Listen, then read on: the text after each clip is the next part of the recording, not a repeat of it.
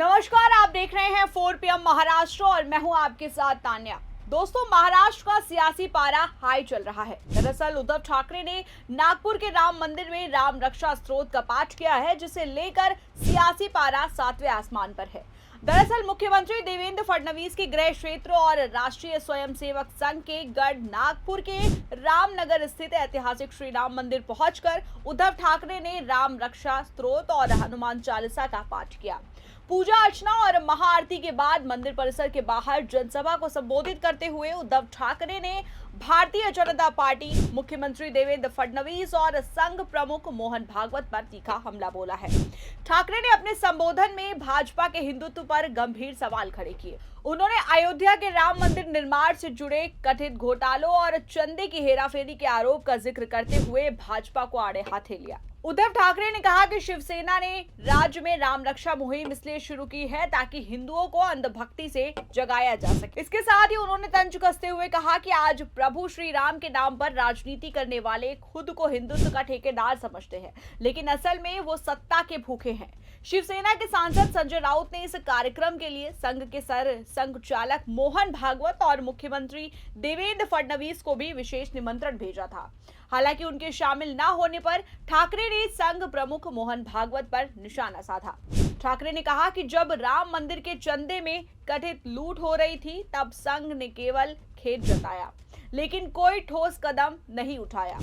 उन्होंने मुख्यमंत्री फडणवीस को चुनौती देते हुए कहा कि नागपुर हिंदुत्व की राजधानी माना जाता है, लेकिन यहाँ के सत्ता पर बैठे लोग केवल विपक्ष को तोड़ने की साजिशों में व्यस्त हैं। उद्धव ठाकरे ने नागपुर में अपने राम रक्षा आंदोलन के लिए जिस राम मंदिर का चुनाव किया, इस राम रक्षा आंदोलन के दौरान उद्धव ठाकरे के साथ उनके पुत्र व विधायक आदित्य ठाकरे, सांसद संजय राउत, सांसद अनिल देसाई, विनायक राउत, विधान परिषद के नेता प्रतिपक्ष आबा दास दानवे और युवा सेना के वरुण सरदेसाई सहित पार्टी के कई वरिष्ठ पदाधिकारी रहे और भारी संख्या में शिव सैनिक मौजूद रहे। उद्धव ठाकरे के इस दौरे पर भाजपा की ओर से भी तीखी प्रतिक्रिया सामने आई। भाजपा नेताओं ने उद्धव ठाकरे के पुराने कार्यकाल की याद दिलाते हुए कहा कि जब वो मुख्यमंत्री थे, तब उन्होंने हनुमान चालीसा का पाठ करने के आरोप में जनप्रतिनिधियों पर राजद्रोह लगाकर 14 दिनों के लिए जेल भेज दिया था। भाजपा ने तंज कसा कि जब पार्टी बर्बाद हो चुकी है, सारे विधायक और सांसद छोड़कर चले गए हैं, तब जाकर उद्धव ठाकरे को अपनी राजनीति रक्षा के लिए प्रभु श्री राम और राम रक्षा स्तोत्र की याद आई है। आपको बता दें कि उद्धव ठाकरे के शासनकाल में ही अमरावती के सांसद नवनीत राणा को उद्धव ठाकरे के घर के बाहर हनुमान चालीसा का पाठ करने के कारण जेल भेज दिया गया था। वहीं अगर बात की जाए उद्धव ठाकरे के राम रक्षा आंदोलन की, तो आपको बता दें कि ये एक नया राजनीतिक और धार्मिक अभियान है जो जुलाई में शुरू हुआ। ये अयोध्या के राम मंदिर में चढ़ावे की कथित चोरी के विरोध में चलाया जा रहा है। शिवसेना के प्रमुख उद्धव ठाकरे ने इस आंदोलन को महाराष्ट्र भर में फैलाने की योजना बनाई। ये आंदोलन 5 जुलाई 2026 को मुंबई के दादर स्थित हनुमान मंदिर से शुरू हुआ। उद्धव ठाकरे खुद वहां पहुंचे। उन्होंने भारी बारिश में भगवा कुर्ता पहनकर, रुद्राक्ष की माला पहनकर राम रक्षा स्तोत्र, हनुमान चालीसा और हनुमान स्तोत्र का पाठ किया। उनके साथ बेटे आदित्य ठाकरे, संजय राउत और अन्य नेता भी मौजूद थे। शिव सैनिकों ने महाआरती की और नारे लगाए। उद्धव ठाकरे ने कहा कि हिंदू भोले हैं लेकिन मूर्ख नहीं। मंदिर की लूट करने वालों को अब हिंदू माफ नहीं करेंगे। उन्होंने अब हिंदू माफ नहीं करेगा का नारा दिया, जो अटल बिहारी वाजपेयी के पुराने नारे से प्रेरित था। आंदोलन का मुख्य कारण अयोध्या राम मंदिर ट्रस्ट में दान पेटी से कथित चोरी का मामला है। जून 2026 में यह खबर सामने आई। कुछ लोगों पर चोरी और गड़बड़ी का आरोप लगा। उत्तर प्रदेश सरकार ने एसआईटी जांच टीम बनाई और कुछ गिरफ्तारियां भी हुई। उद्धव ठाकरे का आरोप है कि हिंदुओं की श्रद्धा का फायदा उठाकर कुछ लोग मंदिर को लूट रहे हैं। उन्होंने कहा कि राम सबके हैं, किसी एक पार्टी के नहीं। उन्होंने बीजेपी मुक्त राम का भी नारा दिया। ये आंदोलन सिर्फ एक विरोध नहीं बल्कि उद्धव ठाकरे की नई रणनीति भी है। हाल ही में उनके कई सांसद और नेता शिंदे गुट में चले गए थे। पार्टी में टूट का सामना कर रहे उद्धव ठाकरे अब पिता बाल ठाकरे के हिंदुत्व वाले एजेंडे पर लौट आए हैं। वो गर्व से कहो हम हिंदू हैं जैसे नारे दोहरा रहे हैं। आंदोलन के जरिए वो बीजेपी पर हमला कर रहे हैं कि राम मंदिर आंदोलन में जो बलिदान दिए गए उसका अपमान हो रहा है। वो पूछ रहे हैं कि अगर अयोध्या लुट रही है तो काशी और मथुरा का क्या होगा। आंदोलन महाराष्ट्र के हर जिले में फैल रहा है। राम और हनुमान मंदिरों में महाआरती, स्तोत्र पाठ और बैठकें हो रही। ऐसे में बीते 18 जुलाई को नागपुर की आरएसएस जो फडणवीस का गढ़ है, वहां एक बड़ा कार्यक्रम रखा गया, जहां उद्धव ठाकरे खुद पहुंचे।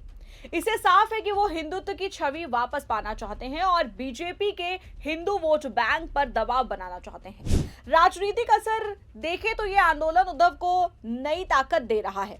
अगर वो कहते हैं कि राम मंदिर का पैसा पार्टियां तोड़ने में लगाया जा रहा है, विरोधी उन्हें जवाब देते हैं कि पहले उन्होंने हिंदुत्व छोड़ा था, अब राम का नाम ले रहे हैं। लेकिन उद्धव का जोर है कि सच्चे हिंदुत्व की रक्षा करनी चाहिए। कुल मिलाकर राम रक्षा आंदोलन धार्मिक भावनाओं को जोड़कर राजनीतिक संदेश दे रहा है।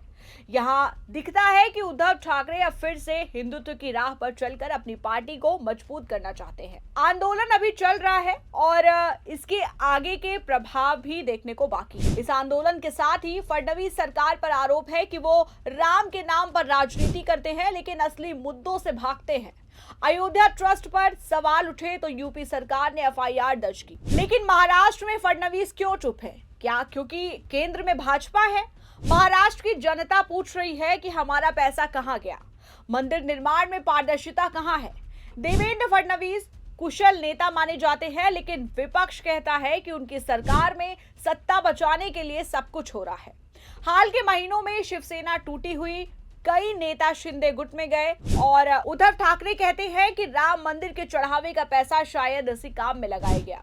फडणवीस सरकार को इसकी जांच करानी चाहिए थी, लेकिन वो उद्धव पर तंज कस रहे हैं। नागपुर कार्यक्रम में उद्धव ने कहा कि फडणवीस जी, राम रक्षा पढ़ाना आपका काम नहीं, राम भक्तों का काम है। हम राम रक्षक हैं। ये सीधा हमला था। फडणवीस सरकार में कानून व्यवस्था, विकास, किसान कर्ज माफी जैसी बातें अटकी पड़ी हैं। राम मंदिर का मुद्दा उठाकर उद्धव ठाकरे हिंदुत्व की राजनीति में वापसी कर रहे हैं। वो कहते हैं कि असली हिंदुत्व बाला साहेब ठाकरे का था, जो सत्ता के लिए आस्था का इस्तेमाल नहीं करता था। फडणवीस सरकार डबल इंजन वाली है, केंद्र और राज्य दोनों भाजपा प्रभाव, लेकिन महाराष्ट्र में विपक्ष मजबूत है। उद्धव ठाकरे, शरद पवार, कांग्रेस मिलकर सरकार पर दबाव बना रहे हैं। राम रक्षा आंदोलन सिर्फ धार्मिक नहीं, राजनीतिक भी है। ये दिखाता है कि फडणवीस सरकार हिंदुत्व पर एकाधिकार नहीं रख सकते। उद्धव ठाकरे का ये कदम उनकी राजनीतिक रूप से उनके लिए महत्वपूर्ण है। हाल ही में कुछ सांसद गए, पार्टी कमजोर हुई, लेकिन राम मुद्दे पर वो हिंदुत्व की छवि वापस ला रहे हैं। फडणवीस सरकार को सावधान रहना चाहिए। महाराष्ट्र की जनता विकास चाहती है, लेकिन आस्था पर चोट बर्दाश्त नहीं करेगी। ये आंदोलन जारी रहेगा। उद्धव जी पूरे महाराष्ट्र में घूमेंगे। फडणवीस सरकार को जवाब देना पड़ेगा। राम रक्षा स्तोत्र पढ़ना अच्छा है, लेकिन राम भक्तों के पैसे की रक्षा करना ज्यादा जरूरी है। फडणवीस सरकार अगर सच्ची हिंदुत्ववादी है तो पारदर्शिता दिखाए, जांच तेज करें, दोषियों पर कार्रवाई करें, वरना जनता पूछेगी कि राम की रक्षा कौन करेगा। खैर, इन मामलों को लेकर आपकी क्या राय है, आप हमें कमेंट सेक्शन में जरूर बताएं। और अगर आपको ये वीडियो पसंद आए तो वीडियो को लाइक करें और हमारे चैनल को सब्सक्राइब करना बिल्कुल न भूलें। मिलते हैं आपसे अगली वीडियो में, तब तक के लिए दीजिए हमें इजाजत और देखते रहिए 4 PM महाराष्ट्र।